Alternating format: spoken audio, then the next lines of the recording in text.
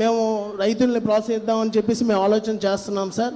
అలాగే మహిళలకు ముద్ర మరియు స్త్రీనిధి లోన్ల ద్వారా మరియు ఎస్హెచ్జి ద్వారా సర్ప ద్వారాగా మేము లోన్లు వాళ్ళకి ఇప్పించి గౌరవ ముఖ్యమంత్రి తమ యొక్క ఆశయం మేరకు ఒక కుటుంబం ఒక వ్యవస్థాపకులు ద్వారా ఆశయం సాధిద్దామని చెప్పేసి మేము ప్రయత్నం చేస్తున్నాం సార్. ఈ విధంగా తెలియజేస్తున్నాం సార్.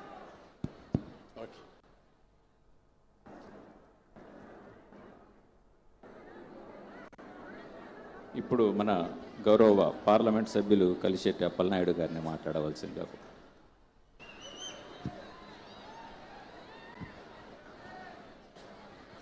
గౌరవనీయులు, దైవ సమానులు, మన ఆత్మీయ బంధు, పేదవాడంటే ప్రేమించే వ్యక్తి, ఈరోజు దేశంలోనే ఒక మంచి పేరు ప్రతిష్టలు ప్రపంచంలో గుర్తింపు పొందిన గౌరవ ముఖ్యమంత్రి గారు ఒక సామాన్యుల్లా వచ్చి మన మధ్యన కూర్చొని మన చర్చ జరుగుతుందంటే గతంలో మనం చూసాం, ఇప్పుడు చూస్తున్నాం. అలాంటి ముఖ్యమంత్రి గారు మన గ్రామానికి రావడం, మన పార్లమెంట్ పరిధిలో రావడం, మన నియోజకవర్గం రావడం అదృష్టంగా భావించుకుంటూ వారికి పాదాబంధనం చేసుకుంటూ వేదిక ముందున్న పెద్దలందరికీ నమస్కారం తెలియజేసుకుంటూ, ఈరోజు గౌరవ ముఖ్యమంత్రి గారు 15 నెలల్లోనే పరిపాలన అంటే ఎలా చేయాలి, వారి అనుభవంతో, వారి విజనరీతో, వారి ఆలోచనతో చేసి చూపించిన ఘనత మనకే.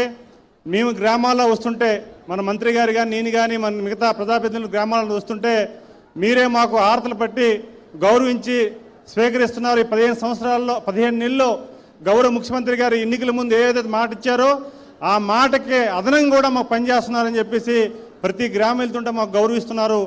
ఇలాంటి వారి నాయకత్వంలో మెంబర్ ఆఫ్ పార్లమెంట్గా నాకు అవకాశం రావడం చాలా ధన్యునిగా భావించుకుంటూ, సార్ ఇచ్చిన స్ఫూర్తితో నేనైతే 7 నియోజకవర్గాల్లో P4 సంబంధించిన స్ఫూర్తితో రేపు నేను 7 నియోజకవర్గాల్లో ఒక సిఆర్ఎస్ ఫండ్స్ ద్వారా నా ఎంపీ ల్యాడ్స్తో మనం ఒక yoga centre, digital library, reading room పెట్టి ప్రతి నియోజకవర్గ హెడ్ క్వార్టర్లో ₹1 కోటి వెచ్చించి వారి అనుమతితో ఈ కార్యక్రమాన్ని నేను చేస్తున్నానని తెలియజేసుకుంటూ, అలాగే ముఖ్యంగా వారు ఏదైతే వారు P4 కార్యక్రమాన్ని పెట్టి వారి స్ఫూర్తిని తీసుకొని మన ఈ పార్లమెంట్ పరిధిలో 3 ఆడబిడ్డలు పుడితే ₹50,000 ఇవ్వాలని ఒక సంకల్పించుకొని మేము గతంలో మీకు చెప్పాం.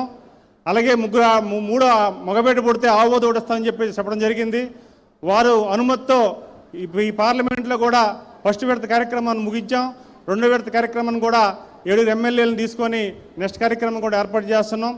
ముఖ్యంగా ఇంత అవకాశాన్ని ఇచ్చి ఈ సమయంలో ఈరోజు దేశంలో నేరుగా ఢిల్లీ నుంచి వారు ఈరోజు నేరుగా వచ్చి మన గ్రామానికి వచ్చి పేద ప్రజలను కలవాలి, వారు ఆదుకోవాలని ఒక సంకల్పంతో చేస్తున్న ఈ కార్యక్రమానికి ఈరోజు నన్ను ఇన్వాల్వ్ చేసినందుకు మీ సమక్షంలో వారికి మా హృదయపూర్వక నమస్కారాలు తెలియజేసుకుంటూ, ముఖ్యంగా పనిచేసే వ్యక్తికి అలాగే పనిచేసే మంచి ప్రభుత్వానికి ఏ రోజైతే మీరు మద్దతు ఇచ్చి మాకు అవకాశం కల్పించారో అదే అవకాశాన్ని మేము పదవిని బాధ్యతగా తీసుకొని వారు ఇచ్చిన సూచన మేరకు మీ గ్రామాల్లో వస్తుంటే మాకు చూపించిన ఆదరాభిమానాల్ని మరింత ఉత్సాహంతో మేము పనిచేస్తామని మీ ద్వారా వారికి మాటిస్తూ ఈ అవకాశం ఇచ్చిన ప్రతి ఒక్కరికి హృదయపూర్వక నమస్కారం తెలియజేసుకుంటూ థ్యాంక్ యూ ఆల్. జై హింద్.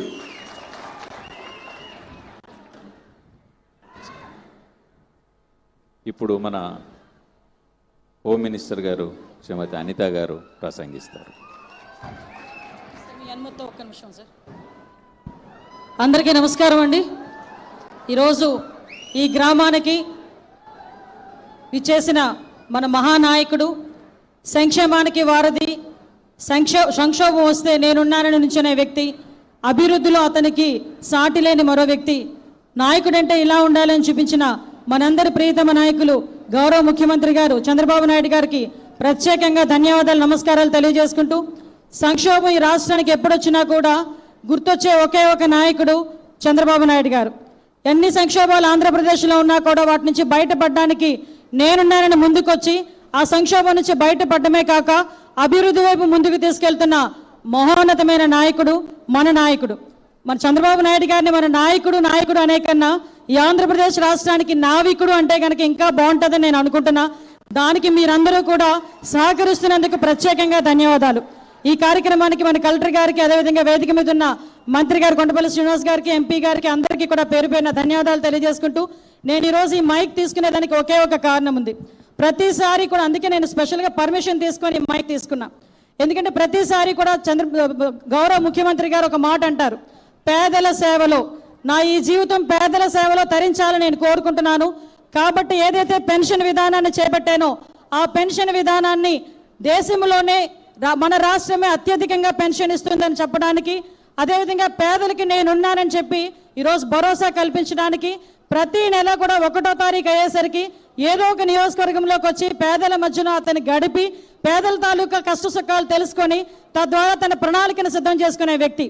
ఇదే వ్యక్తిని ఇదే రోజు కరెక్ట్గా 22 సంవత్సరాల క్రితం తిరుపతి అలిపిరి గేటు దగ్గర ఇదే వ్యక్తిని ఆ రోజు 22 క్లైమోర్ మైన్స్ పెట్టి పేల్చి చంపడానికని ప్రయత్నించిన దుండగులు ఒకవైపు అయితే, ఆ రోజు ఆ వెంకన్న స్వామి ఏ దృష్టితో ఈ మహానుభావుని బతికి మన దగ్గర పంపించారో తెలియదు, కానీ ఈ రోజు మనందరికీ కూడా అర్థమవుతుంది ఆ విషయం.